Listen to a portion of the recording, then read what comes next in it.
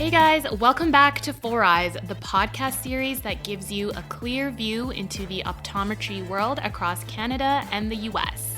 We are your hosts. I'm Dr. Amrit Bilku. I'm Dr. Deepan Kar. Hi, I'm Dr. Ravinder Randhawa. And I'm Dr. Alex Kuhn. We are really excited to share today's episode with you as we talk with Dr. Aparna Patel, who is a cornea, cataract, and refractive surgeon practicing in Kentucky. After graduating med school at the University of Cincinnati College of Medicine, she completed an internship and residency at the William Beaumont Hospital in Michigan. She didn't stop there though, as she also completed her fellowship in corneal and refractive surgery at the Cleveland Clinic. When she's not being an amazing, talented doctor, she's making us laugh on her Instagram page with her relatable IG Reels as well. So we were really looking forward to discussing all types of refractive surgeries with Dr. Patel. As we all know, optometrists and ophthalmologists often co-manage these surgical patients. So get ready to learn a lot of information in this episode. Dr. Patel, thank you so much for coming on our podcast today. We're really excited to dive into refractive surgery with you. So for any of our listeners who don't know who you are yet, would you mind letting us know a little bit more about yourself? Sure. So, like you said, my name is Dr. Aparna Patel. I am currently practicing in Louisville, Kentucky, as well as Northern Kentucky, which is closer to Cincinnati. So my practice is in Louisville, but we do have several satellites, and my main satellite is out of Florence, Kentucky, which is Northern Kentucky. I grew up, actually, I was born in Canada, and I grew up in Michigan. So I went to undergrad at the University of Michigan in Ann Arbor. I studied movement science and kinesiology. And then I went on directly to medical school at the University of Cincinnati. And that is where I really discovered my love of ophthalmology. I matched into ophthalmology residency at William Beaumont Hospital, Oakland University School of Medicine, and that's in Detroit, Michigan. I was there for 4 years, and then I did a cornea and external disease and refractive surgery fellowship at the Cleveland Clinic for 1 year following that. And then I ended up here in Kentucky with Bennett and Bloom Eye Centers. What made you move to Kentucky? Like, what was so attractive about the job, or was it the city that you wanted to move to? That's a really good question. So when I was in medical school in Cincinnati, I kind of hated it. And I think it's because it was medical school and it was really hard and it was just not very fun. And so I never saw myself coming back to this area at all. And my original plan was to go back to Michigan, and I interviewed for a few jobs there, and I just didn't feel any connection there. I didn't feel like it was a right fit for me. And so I saw this opening, and the opening was actually listed for Cincinnati because my office is close to Cincinnati. So I interviewed with this practice, and I just fell in love with the people and the staff. Basically, it was just a perfect fit for me. I felt like I was joining a family. It was really important to me because, when you work full time, you're at work a good amount of time. So for me, I was like, I want to be somewhere where I feel like I'm part of a family. I feel like we all kind of take care of each other. We all help each other out. And it's a great place surgically. Like I have so much surgical volume, and I pretty much walked into that volume, and I've grown it since, but it wasn't like I was starting from zero and having to build that up all by myself. And as a new, surgeon and new ophthalmologist, that's a little bit nerve wracking as, I don't want to lose my skills and my job. I want to get going right away.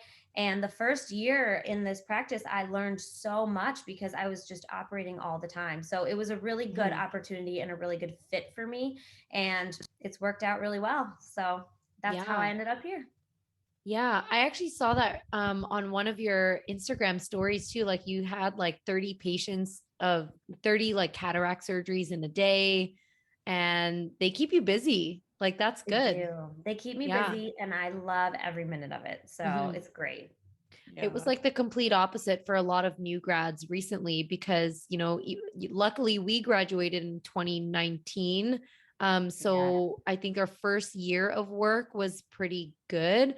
But then, with the pandemic in 2020, I feel like not a lot of students were so nervous to graduate because they're like, if we're not seeing any patients, you do get worried after school that you're going to lose a lot of your skills. Of course. Yes, Even though you absolutely. never will, because you Right. practice them a lot. Right. those But 4 still, years. you always have that worry, like, oh, am Yeah. I going to forget? You know, I completely understand.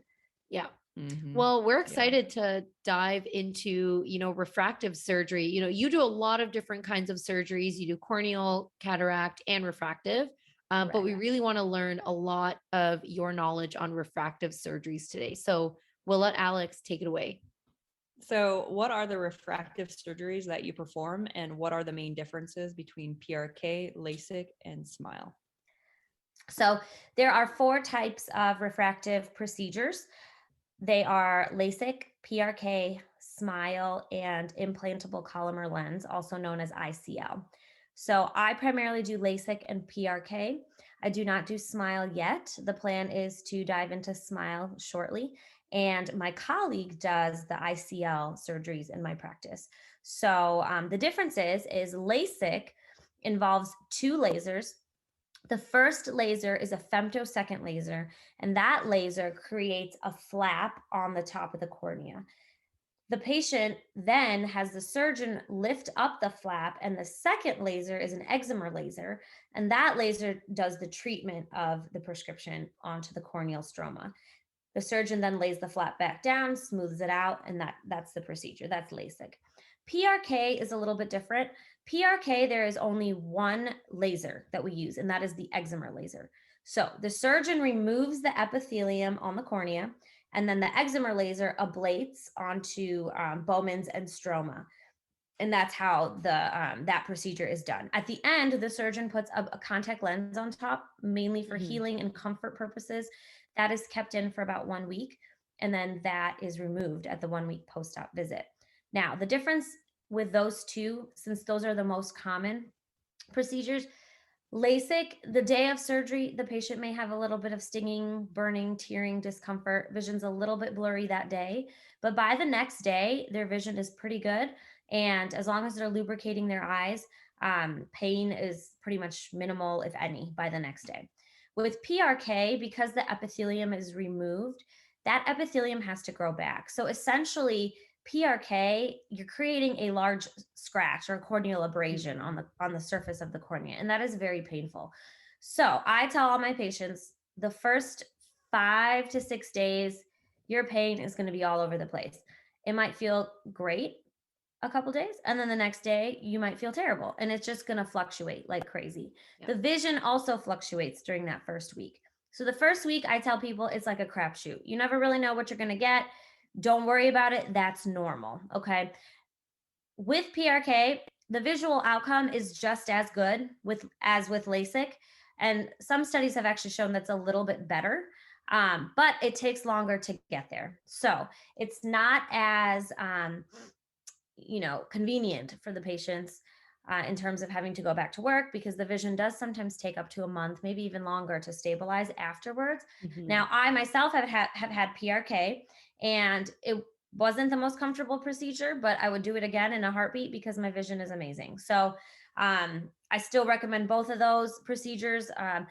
The difference in terms of which one I do just depends on the patient, their occupation, and whether they're a candidate for LASIK or not. And if they're not, they may actually be a candidate for PRK. So it doesn't completely eliminate them from getting refractive surgery. They just may not be able to get LASIK. SMILE is kind of a hybrid between both of them, if you will. SMILE basically creates a lenticule with the femtosecond laser, so the first laser that we use in LASIK. And then the surgeon dissects that lenticule out. And so there's no flap, which is good in the sense that it can benefit people who have, say, dry eye, or who are afraid of like a flap dislocation. But the recovery, because, we're not making a scratch on the cornea, the recovery is similar in the sense that you're not feeling a lot of pain afterwards. Your vision takes a little bit longer than LASIK to perk up, but it doesn't take quite as long as PRK. So there's disadvantages and advantages. Not all surgeons perform SMILE. So that's another disadvantage in the sense that your refractive surgeon might not perform it, but it is a little bit of a learning curve for the surgeon to learn how to do smile because it's a newer procedure. And then lastly, ICL, that is an intraocular surgery where we actually put an implantable lens on top of the crystalline lens in the patient's eye. And ICL is really for people who are, -10 and higher, really. I mean, people who would not qualify for LASIK or PRK or SMILE. They either have really thin corneas or much too high of a prescription, where the other ones would not work for them. And there's also with ICL, there's limitations. So you have to have an anterior chamber depth of at least 3 millimeters, and you can't have someone who has a narrow angle have that done either. Mm-hmm. Yeah. Yeah, that's actually a really thorough explanation, which I love because I just learned about SMILE maybe like 3 months ago. Uh-huh. And I already felt like, oh God, I just left school and now I have to learn another another procedure. Because as optometrists, of course, we're not performing the procedures, and most of us are not even doing the initial surgical consultations, right? So we just work in private practice and optical or corporate settings where our patients want to know, oh, they all say, I want LASIK. Mhm. And then we need to understand what each procedure is to sort of prepare them for what are they even going for in their consultation. So you did a great summary of all of them, but I kind of wanted to just clarify then maybe for Mhm. all of us optometrists, Sure. is there any particular criteria in a patient where we can even recommend that they lean more towards one type of procedure as we're making that referral? So you mentioned ICL. Are there other certain refractive, conditions? Is there a time when maybe PRK would be best that we would know of, Mhm. before the consultation begins? That's a good question.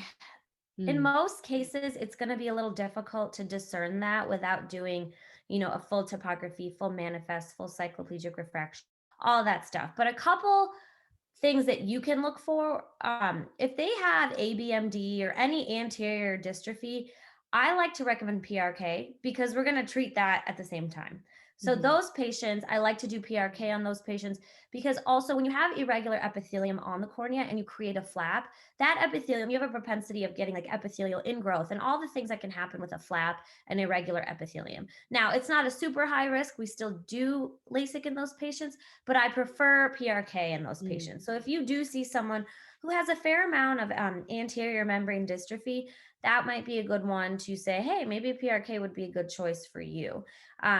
The other things are corneal scars. So if the patient has a very superficial corneal scar that's like subepithelial, that's fine for LASIK. But if they have a deep corneal scar, that femtosecond laser is going to have a hard time creating a flap through that. So someone with a deep like stromal scar, I would recommend PRK. I wouldn't necessarily say they're not a candidate. I would just say PRK would be the best way to go. And we would determine if they are a good candidate or not at their evaluation. mhm. But that's more of a patient I would suggest PRK for instead. I'm trying to think of any other things that you guys would see, but I think those are the main ones. Yeah. If you have a patient who's like a -12, I mean, you may say, hey, you might not be a LASIK candidate, but you may be a PRK or an ICL candidate. I typically don't do PRK above -10, but if that patient has a thick enough cornea and they're not really young and they have, all the other metrics are good, that it's a possibility. So during the evaluation is when we would find that out. But those are kind of things that you guys can look for in your office to see, maybe you could have it or maybe not. Mhm.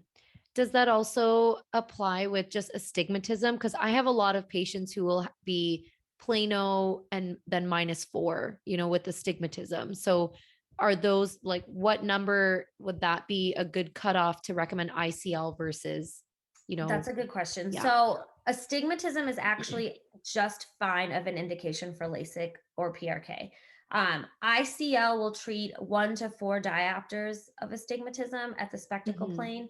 Um, but if someone is plano -4, I wouldn't even consider ICL. I would go with either LASIK or PRK. Again, Okay. given that the rest of their corneal exam, their topography, everything else is stable. And those are some of my happiest patients, the ones that just have so much astigmatism, and then all of a sudden they don't, and they're just amazed at how, we can get rid of that for them. So yes, that's another good indication for even LASIK and PRK.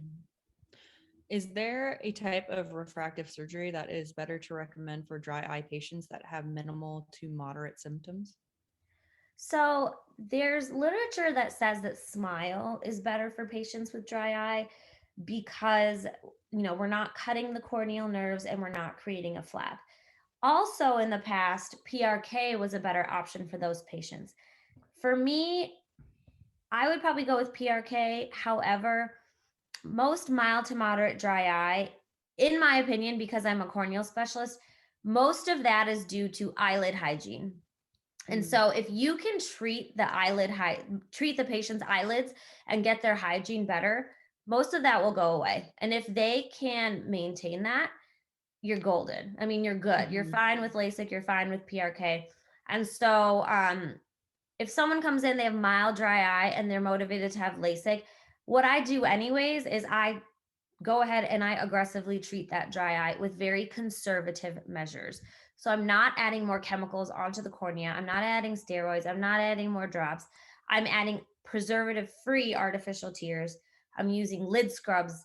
I'm having them use a brooder mask. I'm having them use hypochloric acid spray, all that stuff to really maximize their eyelid hygiene to treat the dry eye. And then I see them back. And if that dry eye is gone, they can have LASIK. Just knowing that, hey, you may have to maintain your eyelid hygiene, which everyone should be doing that anyways, obviously, in my opinion. But now most patients who get refractive surgery are younger, and younger patients tend not to have as bad of dry eye versus older patients. So, if they are able to treat their dry eye and it looks good, clinically, and they feel good they feel good symptomatically, then I think they can still have LASIK if they're motivated to continue that treatment. Otherwise, I would say PRK would probably be my next go-to. Okay. Yeah. Just out of curiosity, what dry eye testing do you think most ophthalmologists are doing when they do a consult for refractive surgery? Honestly, what I do, I just look at their eyes because you can tell a lot. I look at their tear breakup time because that'll tell me the health of their meibomian glands and if they're clogged, if they have meibomitis. I'll look at their eyelid margin to see if they have scurf, if they have telangiectasias on their eyelid margin. And then I look at their cornea. Do they have punctate epithelial erosions or SPK? When they blink, is the tear film nice and regular? Is there a lot of mucus in the tear film? Is there a lot of mascara and makeup in the tear film, a lot of debris in the tear film? So I honestly clinically just look at that and then I ask them their symptoms. Now, of course, we have Schirmer's testing and all that stuff, but we don't even really do that at our refractive evaluations because it's just as easy to just look at the patient and say, oh yeah, we need to get this better before we move forward. Yeah. We want to take a quick second and thank our sponsor for this episode, which is Cooper Vision. Did you know that more than 40% of Americans have myopia? The number is increasing at an alarming rate, especially among school-age children.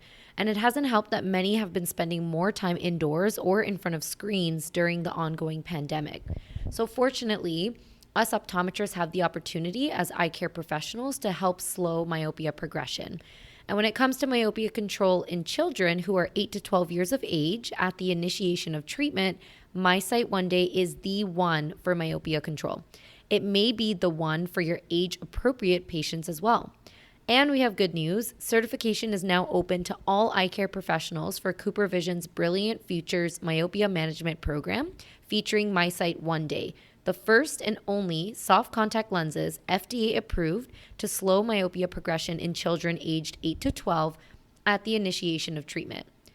Once you complete your certification, you will also have access to resources and support that will help you communicate with parents, grow myopia control in your practice, and make a difference for age-appropriate children with myopia. So act today and change tomorrow. To get started, talk with your Cooper Vision sales rep or visit coopervision.com for more information.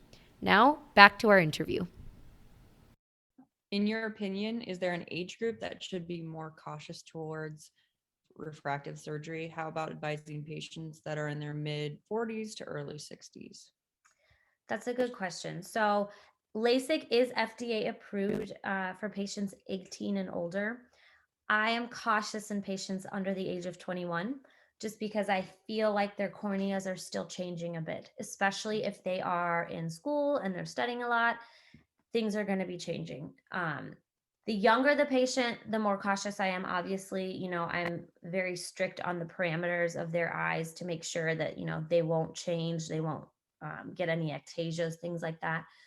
The ideal age is probably going to be about, 24 and up until about the mid 40s. Now, patients in the 40s, I still think are very happy with refractive surgery.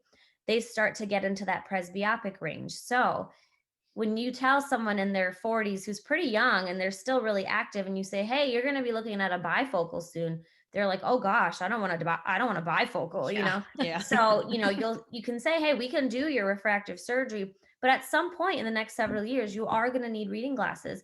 But they're cheap, you can buy them anywhere, and you can have multiple pairs of them. You're not buying an expensive pair of bifocals every year, and a lot of them just don't like the idea of a bifocal if they are seeking refractive surgery information. So in that sense, my 40-year-old, early to mid 40-year-old patients are very happy with refractive surgery because then they just need to, they may not even need the reading glasses yet, but in a few years when they do, they're not that upset about it. When it comes to patients older than that, who are more in their 50s and 60s, it's a really case-by-case basis with the 50-year-olds. When you do refractive surgery on a patient, it eliminates their candidacy for certain multifocal implants during cataract surgery. So if I have a 60-year-old who's like, I don't want to wear glasses anymore, what should I do? I kind of push them more towards a refractive lens exchange and say, hey, just get your natural lens removed, get a multifocal lens, and then you got everything. You have distance vision, intermediate vision, near vision. If I do LASIK on you, you're not going to be able to get certain multifocal lenses, and the better ones that I like are not, you can't do those in patients who've had LASIK. So I almost feel like I'm doing them a disservice if I don't tell them, hey, just wait until you get a cataract, or just go ahead and do a refractive lens exchange so you can really get all the benefits now, or when it's time for cataract surgery, instead of limiting yourself with the intraocular lens later down the road. I do find that around a -3 in people that are like 40, 42, telling them that they're going to need reading glasses, sometimes they just can't comprehend it when they take off their glasses and they can see up close. And so I know that discussion takes longer, but it's definitely one that I always have. I'm like, okay, you need to be aware of this. Yeah. Yes. Basically. And I tell them, I'm like, listen, your eye is like a camera. It comes into focus in one spot. So, you either are nearsighted and you can see up close and you can't see far away, or we can make you see far away, but then at some point you won't be able to see up close because your lens in your eye won't be able to change shape anymore. So it is a complicated discussion for some people, but it's definitely something to tell them, like, hey, you don't get to have both. You only get to have one. If you're above the age of 40, 45, you get to pick one, but you get to choose which one you want, kind of thing. Yeah. There have been so many -1s to -1.5s that are in their 30s and they tell me they want LASIK. And to be honest, I never refer those people because I do tell them, I'm like, listen, you are going to thank yourself when you're 45 to like 55 that you did not do refractive surgery. Because again, I say you can drive without your glasses, so you don't need them full time, and your reading vision's great.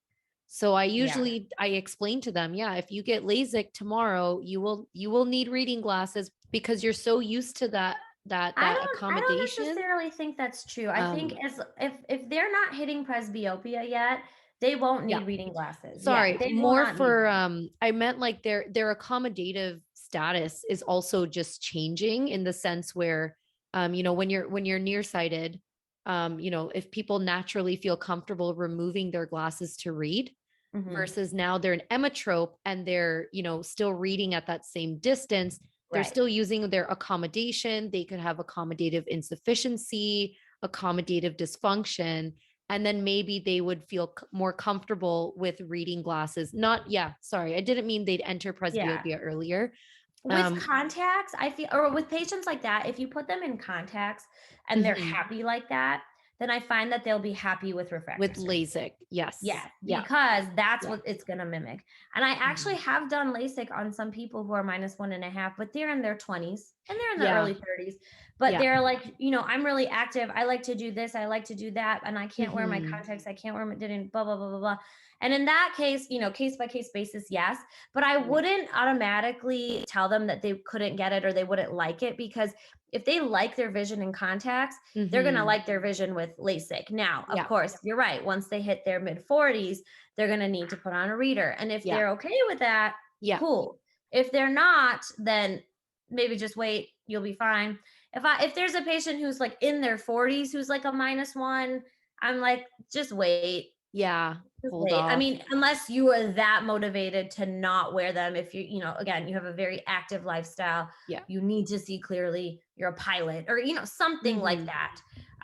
But for the most part, those patients are still very happy afterwards. Yeah.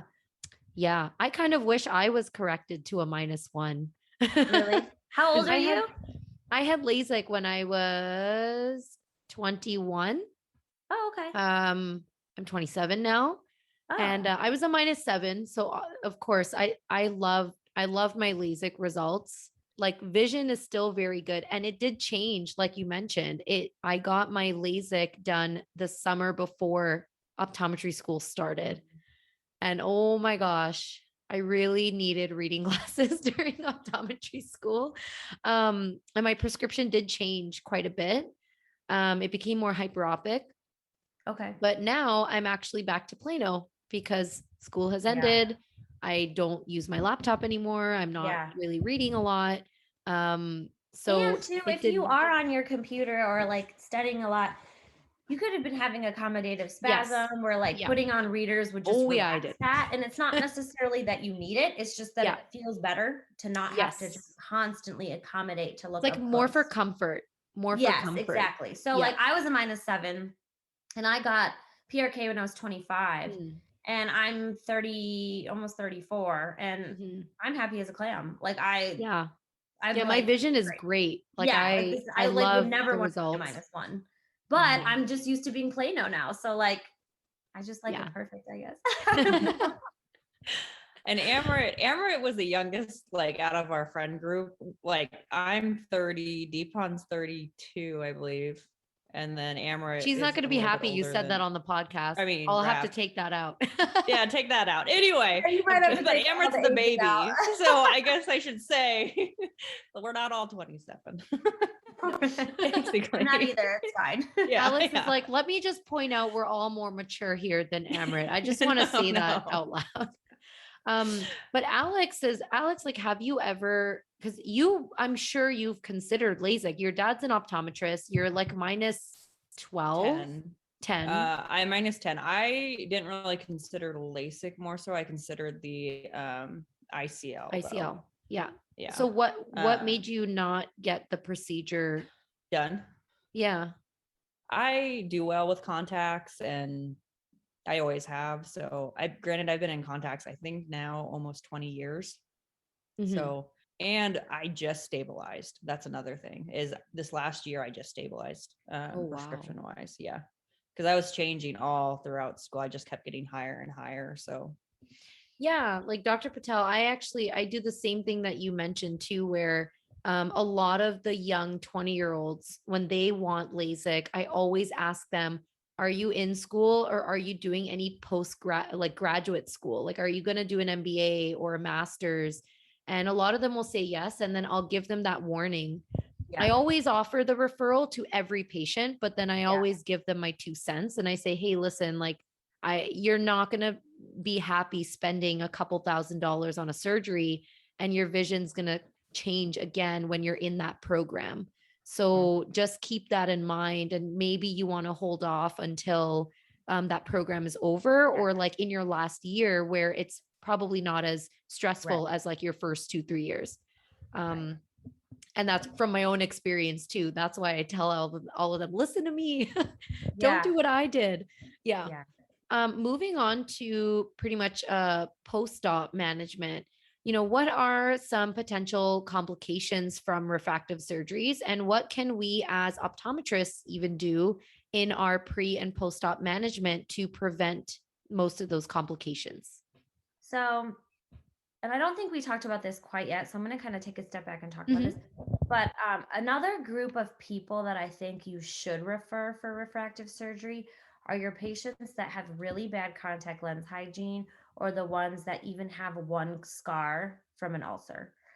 If I ever treat a corneal ulcer related to contacts in my clinic, which is, I do that all the time, I always talk to them about refractive surgery, because I say, you know what, if you already got one infection, you're at higher risk of having another one.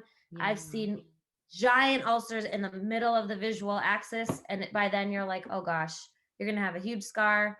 Boom, your vision's going to be affected for life now. So anytime someone has even the smallest of ulcers, or a scar from an ulcer, or they admit they're not very good with their contacts, other people that I would refer immediately would be people that are very active, especially in water sports or water activities, who, wear their contacts during that. I mean, that's just kind of asking for trouble. Yeah. People that, obviously go swimming in freshwater sources, freshwater lakes, even in chlorinated pools, or in hot tubs, anything like that. I feel like those patients are just like a ticking time bomb, especially if you add poor contact lens hygiene on top of that. So I always recommend refractive surgery for those patients, because I'm like, your risk of refractive surgery is like nothing compared to your risk of going blind from a contact lens related infection or ulcer or something like that. So those are the people I really try to push towards it. Yeah. Because I think it's doing them a service by not, having them continue that poor hygiene. Yeah. Back to your question though. So pre-operative and post-operative kind of things to look for. So pre-operatively, dry eye is a big one. Again, if you see any dry eye, this does not mean they're not a candidate. It means if they're willing to work on their dry eye, they can be a candidate. So it depends on how motivated they are. So I know a lot of providers just throw on some Xiidra, throw on some Restasis, throw on some, steroid, God knows what. I do not do that. I do not recommend that. I do not want any other chemicals on that corneal surface. I recommend conservative things like a Bruder mask or a heated eye mask to loosen up those oil glands. Doxycycline if they have ocular rosacea, or if they have signs of even rosacea on the rest of their face. Lid scrubs. I love lid scrubs. They can do their own at home, or they can buy the commercially available ones. I think the commercially available ones are better. I spend a lot of time talking to my females about eye makeup removal. Yeah. So I tell my female patients, or any of my patients that wear eye makeup, remove it really well with a makeup wipe, and remove it until the wipe is clean. So if you're still wiping your eyes and it's black or brown or whatever color your eye makeup is, that means it's still on there. Yep. Then go ahead and do your, Bruder mask, loosen more of that gunk up there, and then do a lid scrub, and you'll probably still get more makeup on there, because that stuff sticks really well. Not only is that going to help, get debris and all that makeup out of the tear film, but that's also going to help the overall health of the eyelid. The other thing we kind of talked about, the corneal scars, and the history of all the infections and all that stuff. So that's really the preoperative stuff that I, think you guys could probably find and look for and maybe counsel patients on. The schooling, if they're going to be in class, they're going to be looking at a computer, looking down, looking up, looking down, looking up. That's one thing as well to talk to them about. In terms of post-operatively, most commonly with LASIK, what you're going to see is debris in the interface of the flap. Debris bothers the eye doctor, but the patient is not going to notice that. Other things you'll see in the interface is meibomian secretions. That one is very common, because when we're doing the procedure, meibomian secretions are everywhere if that patient has untreated meibomitis or blepharitis. So you may see meibomian secretions under the flap, and that is totally fine. That is not going to cause any issues. That's not going to cause any symptoms. It's going to bother you as the eye care provider because you can see it, but it's not going to bother anyone. I wouldn't even tell the patient they have that, because then they're just going to be like, what's that? What's that? Blah, blah, blah, blah, blah. Same with any debris. I mean, I have patients come in and we say, don't wear makeup, don't wear eye makeup for like a few days before surgery. Sure enough, they have mascara flakes still all over, and we clean it off with betadine, but it's impossible to clean all that off sometimes. So sometimes you'll get debris in the interface, and sometimes that is just inevitable. But if you see it there, as long as it's not causing any inflammation, which it usually doesn't, you just leave it alone, you observe it, it's nothing to worry about. The other things you'll see are microstriae. That is very common in someone who's had a high prescription ablation. So if you think about it, when you ablate the cornea, you're removing tissue, and then you're putting this flap back down onto a surface that has less tissue than before. So inevitably, you're going to have a little bit of microstriae in most patients. Again, that is asymptomatic. The patient will not notice that. You will notice that. It's nothing to worry about. What you need to worry about is the macrostriae. The macrostriae is literally a mechanical, something happened after surgery. They rubbed their eye, something hit their eye, and the flap has literally like moved and there's a big wrinkle in it. A surgeon will never leave macrostriae on the surface. That's not possible. They will never do that. So if you see it, that means that they either rubbed their eye or something hit their eye, their kid hit their eye, their dog hit the eye, something happened. And they might say, no, I didn't do it, but something happened where something was rubbed and the flap was essentially dislodged. That needs to be sent back to the surgeon, needs to be refloated and the flap needs to be laid down again. So the macrostriae 100% need to be fixed. Is that an urgent referral? Because as the epithelium is healing, is that something that needs to be fixed like as soon as possible? Yes. I would say refer to the surgeon as soon as you can. At least call them and say what's going on. And most likely, and this should be what happens, the surgeon will be like, come on in, let's take a look. If it's not me, my colleague will someone will look at it and we'll see if we have to, fix it right away. Most cases we'll fix it pretty close after we see it, just for healing purposes. Other things you can see post-operatively, you can see epidefects with LASIK, which we don't like because that'll kind of, increase the inflammatory response. You could see it after surgery. They usually have little ones, but if you see a giant one in the center, that's a little bit concerning. Again, very rare to see that, but it's possible. And then, of course, an ulcer or some sort of infection that's forming either on top of the flap or in the flap interface. Again, very rare, but if you see it, obviously something to worry about. Call the surgeon and have them take a look. And then lastly, inflammatory changes like early DLK. DLK, when you learn about it, you always see your typical sands of Sahara, very advanced DLK. Early DLK, sometimes you can't tell if it's DLK or if it's just some inflammation. You just don't know. When in doubt, go up on the steroids and send them back to the surgeon. And they'll take a look and see if it is or if it isn't. But you can't go wrong with just going up on the steroids at every 2 hours or so. That was really helpful. Yeah, thank you. Good. I have one more question that we haven't talked about this at all, but I think this is one of the most common things that's spoken about specifically with like LASIK is glare. Okay. How common is nighttime glare in your patients, and is it more common in one certain refractive surgery than another? You guys know this. So the concept of spherical aberration, when your pupil dilates, more of the crystalline lens, light goes through more of that lens. So on the sides, it's going to bend at different angles than it's going to bend when it goes through the middle. So every single person at nighttime has a little bit of glare if their pupil dilates, which is 99% of people. So a little bit of nighttime glare is normal. Everybody has it.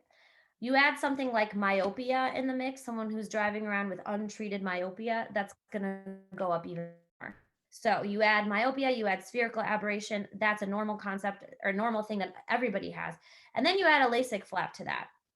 And what I've noticed is if my patients have lighter colored irises, or they have very large scotopic pupil size, they are more likely to experience glare. And that's because when your pupil dilates and say it's outside the range of that LASIK flap, you are going to have more light hitting the edge of that flap. And some people are going to be more, they're going to notice that more. They're going to be more symptomatic from that. And that's going to increase the glare. So all those three things combined, yes, when you have LASIK, you are at a higher chance of having glare. Now, whether or not that's going to bother you also depends on the person. Yeah. So, I have patients who are like, oh yeah, I do notice the glare, but it's fine. It doesn't really bother me. I had glare before, or some people are like, oh my God, it's awful. I hate it so much. I can't do anything. So it also depends on the person. But my general rule is I tell people there's a chance that you're going to have more glare at nighttime. That's something to keep in mind with LASIK, particularly. PRK, not so much. But with PRK, you still have the spherical aberration. So people, when you have something done, people tend to say that whatever symptom they have is because of that. They may have been having that before, but they didn't really notice it. So with PRK, I don't hear that complaint as much. But if you ask them, they'll be like, well, yeah, I have more glare, and I don't necessarily know if that's true or not, or if that's just something they notice now. With LASIK, yes, you are more likely to have more glare. But again, it just depends on the person, on their iris color, how big their pupil gets. And as you get older, if your pupil starts to get smaller, which it does, that effect should get better. The other thing is people get used to it. People learn how to adapt to that. I notice that even when I drive at night, I don't particularly like it, but I'm like, well, I can still do it. And that's just been like that my whole life because those lights, they're uncomfortable. So, something that I definitely talk to my patients about. Most of the time, it doesn't deter anyone from having it done, but I tell them that is something that they need to expect, and that it's pretty common. Is there a certain scotopic pupil size in like millimeters that where you'll know that this person may likely experience more glare? Like an Not average pupil necessarily. size? Yeah, because Okay. so the flap diameter, and this is a thing that varies with surgeon and laser. So the flap diameter can range anywhere from 8.1 millimeters to I believe 10 millimeters. I don't remember the highest number. And that can change with any laser. Okay. So it just depends on the surgeon. It depends on which laser they use. It depends on which size flap they create. If you create a bigger flap, you are cutting more corneal nerves. So you are at higher risk of getting dry eye, but less at risk for getting things like glare at nighttime. Okay. If you do a smaller flap, less likely to create dry eye symptoms because less corneal nerves are being cut, more likely to create glare, theoretically. Now, in practice, is that what happens? Who knows? Because, some people with huge pupils are like, I don't see glare. And then some people with small pupils see glare. So it tends to correlate with pupil size, but I can't say that there's a specific number that I'm like, oh, you're going to have glare. I don't really kind of do that black and white kind of. Do you have any advice on how optometrists can best co-manage refractive surgery patients with ophthalmologists? I think the best way to do that is just communication. I mean, if you're going to co-manage with an ophthalmologist, just communicate with them and they should communicate with you and vice versa. If there's ever anything that you are concerned about or you don't know about, I don't know what this is. Can I send them over to you tomorrow? Can you take a look? 9 times out of 10, they're gonna be like, absolutely, let's take a look. We'll see. And that feedback of, oh, it's just this is what I see. That's just how we learn. And that's just how we kind of figure out, oh, I guess that's not something to worry about. Or, oh, maybe I should worry about that when I see it again. So communication is the biggest thing. As long as you're communicating with your ophthalmologist that you work with, you should be fine. Those few things that I talked about, as long as you're pretty versed at looking for, debris and microstriae, macrostriae, any inflammation, you'll be just fine. And again, if there's any concern or question and you don't quite know what you're looking at, just send them over to the surgeon and I'm sure they'd be happy to take a look. Yeah. And then just to wrap up our podcast, are there any like resources that you'd recommend if people are really interested in keeping up to date with refractive surgeries that are out there or to learn more? Are there any resources that you like to share for all of our listeners just so that they can kind of keep up with what's going on in the world?